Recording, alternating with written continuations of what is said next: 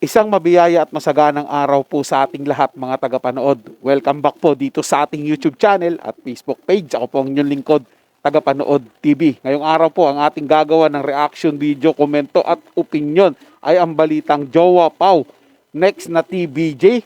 At yan po ay galing sa channel ni Ders TV.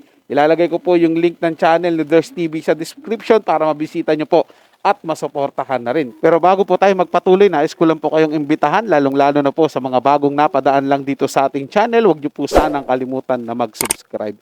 Hit nyo na rin po notification bell para lagi po kayong updated sa mga bago pang video na ating ilalabas. Share, like, and comment din po kayo mga tagapanood. Atin yung babasahin at pupusuan. Kaya naman simulan na po natin ang ating reaction video sa araw na to mga tagapanood. Let's do this!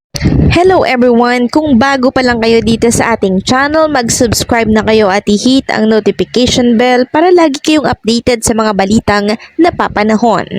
Welcome po sa Ders TV Update, panibagong balita na naman ang ating pag-uusapan at tatalakayin sa update nating ito. So ipapakita ko sa inyo itong black and white na picture ng mga double cards natin ng TBJ and ng Jowa Pau. So ang tanong dito, ang caption dito sa post na to, do you agree that Jowa Pau could be the next TBJ? Comment your thought. And marami namang nag-agree. Yes, agree. Yes, ayan no, agree po sila na Jowa Pau ang papalit or susunod sa yapak ng Tito Big and Joey. So kayo ba, agree ba kayo mga kadabar kids na tagapakinig natin? Agree ba kayo na si Jowa Pau or ang Jowa Pau ang papalit or susunod sa yapak ng TBJ? Syempre, yes ang sagot ninyo. Pero may nakita akong isang comment dito na kung saan inarereklamo po ang isang host ng Itbulaga. Sino ba yung isang host ng Itbulaga na yan? Sabi niya dito, hindi na lang natin papangalanan. Yes din ako dyan. But, wag masyado sanang ipilit ni Jose yung mga jokes niya. Ang maganda kay Vic Soto, hindi pa din nawawala is timing. Kanina kasi sa babala, wala sa timing yung mga jokes niya. Just saying a point ha. Mahirap pa din tapatan si Vic Soto. Who knows when dapat serious at when kailangang magpatawa. Actually, hindi lang po ito yung unang pagkakataon na nakabasa ako ng mga nagrereklamo po kay Jose Manalo. Sa mga nakarang update natin, may nababasa din ako about kay Jose Manalo na ganto, ganyan. And agree po ako sa comment ng isang netizen na to ha. Wala po talaga makakapantay pagdating kay Bossing Vic Soto. Kasi si Bossing, legend na po yan. Legend, ibig sabihin, biyasa na po siya. Andun yung timing niya, hasang-hasa na po siya no, sa pagpapatawa niya. Alam niya kung kailan siya babanat ng joke. Alam niya kung kailan magiging seryoso.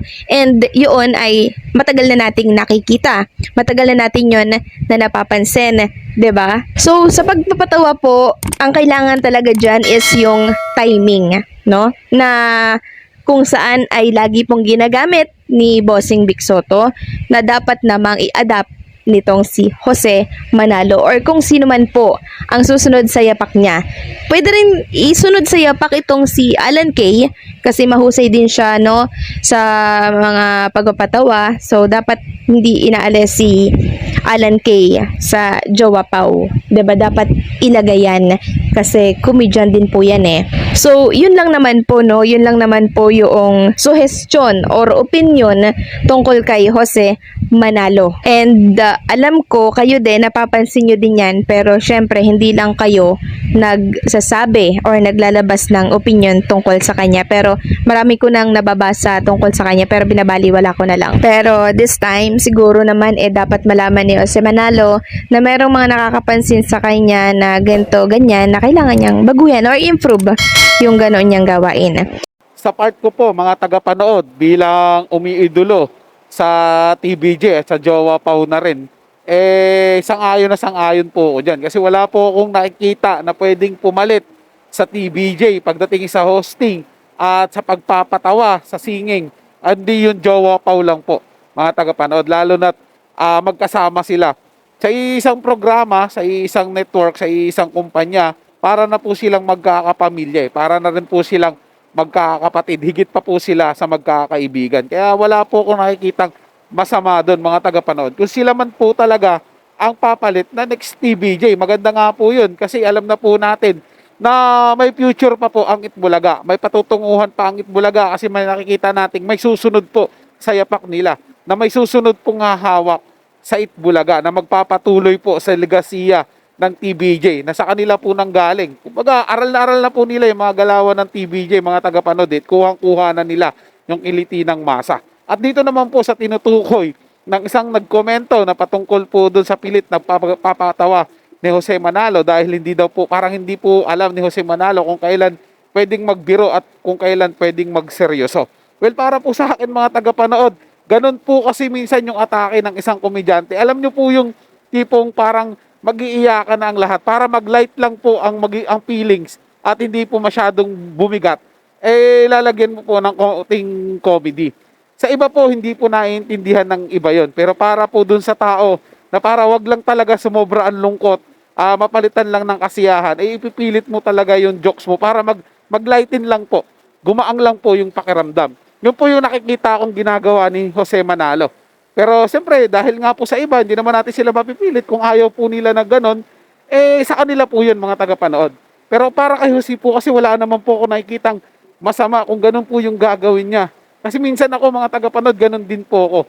Palabiro din akong tao, komedyante din po akong tao. Pero pag alam ko po yung usapan namin na sobrang mabigat na at sobrang drama na talaga, nagbibiro ako kahit na alam ko yung biro ko, hindi naman sobrang nakakatawa. Pero effective po yun. Medyo nag-iiba yung mood. Nawawala po yung sobrang seryoso. Kasi napapalitan po ng parang kakaibang feelings po mga tagapanood. So, ibig sabihin na apektuhan yung nagkomento patungkol dun sa ginawa ni Jose. Ibig sabihin po, effective po yung ginawa niya. Kasi parang nadadala na sila doon sa eksena na sobrang lungkot na, sobrang sad na po talaga. Pero nag-iba nga yung sistema dahil nga po, nagpatawa po, nagpilit po ng patawa si Jose Manalo. Sabi nga po ni Ders TV mga tagapanood, hindi lang daw po yan yung komento na nakita nila patungkol po sa pagbibiro ni Jose Manalo. Well, ganun po talaga mga tagapanood dahil si Jose Manalo lalo pong sumisikat ngayon, lalo pong mas nakikilala ngayon si Jose Manalo bilang pong yung comedy niya as mayor, yung ginagawa niya sa as mayor doon sa Sugod Bahay, napaka-effective po. Di ba may kasabihan naman po tayo, kung sino yung hitik, kung ano yung punong hitik sa bunga, ay binabato po. Yun po yung ginagawa kay Jose Manalo ngayon. Talagang pinupukol po ng intriga, pinupukol ng mga samot-saring reklamo, gayong wala namang ginagawang masama yung tao. Sadyang ginagawa niya lang ang kanyang trabaho at ipinapakita niya lang yung pagiging natural niya sa telebisyon. So yun lang po mga tagapanood, nagustuhan nyo po yung ating talakayan sa araw na to. Kung kayo bago lang po na napadaan dito sa ating channel, huwag niyo po sanang kalimutan na mag-subscribe. Hit nyo na rin po notification bell para lagi po kayong updated sa mga bago pang video na ating ilalabas. Share, like, and comment din po kayo mga tagapanood, ating yung babasahin at pupusuan. So hanggang sa muli po, ito yung Tagapanood TV.